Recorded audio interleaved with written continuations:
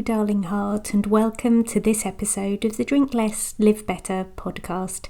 This is the podcast that helps you to see that drinking less doesn't need to be stressful, lonely, or boring. I'm your host, Sarah Williamson, and I decided to have a year alcohol-free as a little life experiment and haven't looked back. I'm here to support you with your alcohol-free or drink less adventures. Follow me on Instagram at Drink Less, Live Better. Find resources on my website, drinklesslivebetter.com. I hope you enjoy this episode. Let's get straight to it. Emotional entanglement. It's a biggie.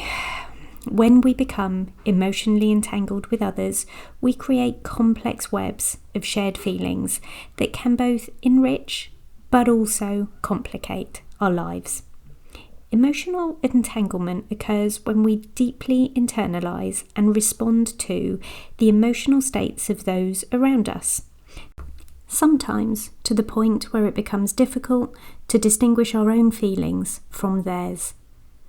Emotional entanglement often begins subtly. Parents naturally attune to their children's emotional needs, but this connection can become problematic when taken to extremes. How might this play out in our lives? Imagine that you have become enmeshed with your teenage daughter's social struggles and find yourself lying awake at night worrying about her friendships, checking her social media accounts, and experiencing mood swings that mirrors her emotional ups and downs. Whilst parental concern is natural, this level of emotional investment will affect your own mental health and your ability to be able to provide her with stable support. How about in the workplace? This presents another common area for emotional entanglement. Team dynamics create ripple effects where one person's stress or indeed enthusiasm spreads throughout the group.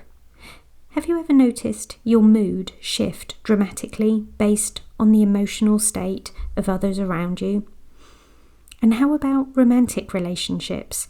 They probably demonstrate emotional entanglement in its most intense form.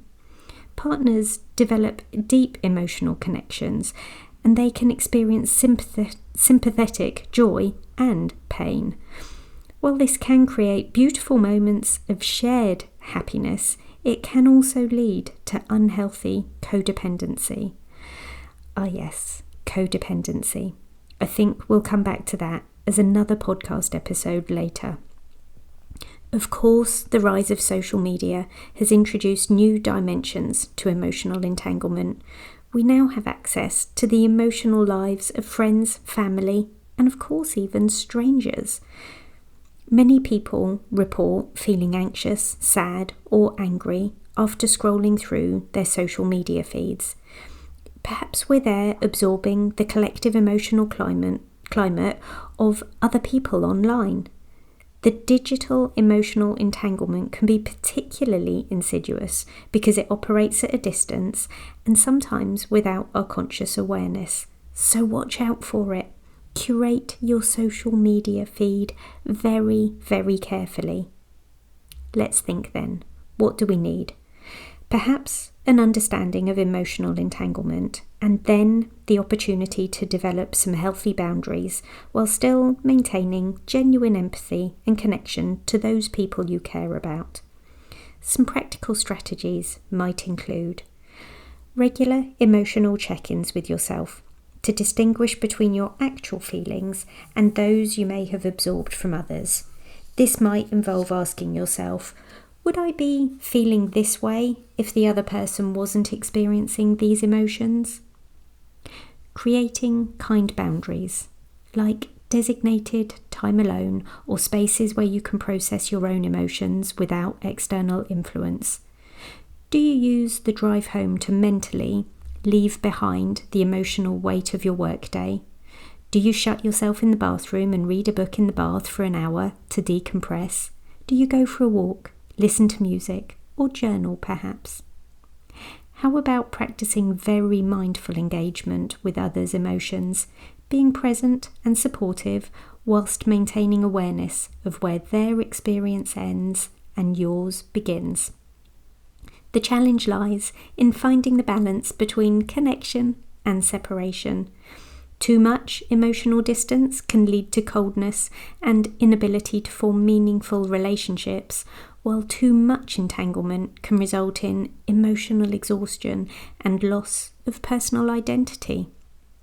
The goal is to develop what psychologists call healthy differentiation, the ability to maintain close relationships while preserving a strong sense of self. Emotional entanglement isn't inherently negative. Our capacity to deeply feel with and for others is part of what makes us human and enables us to form loving connections. Awareness of how we absorb and respond to others' emotions allows us to engage more consciously with those people that we really want and need to, and maintain our own emotional well-being in the process. Thank you for listening in today.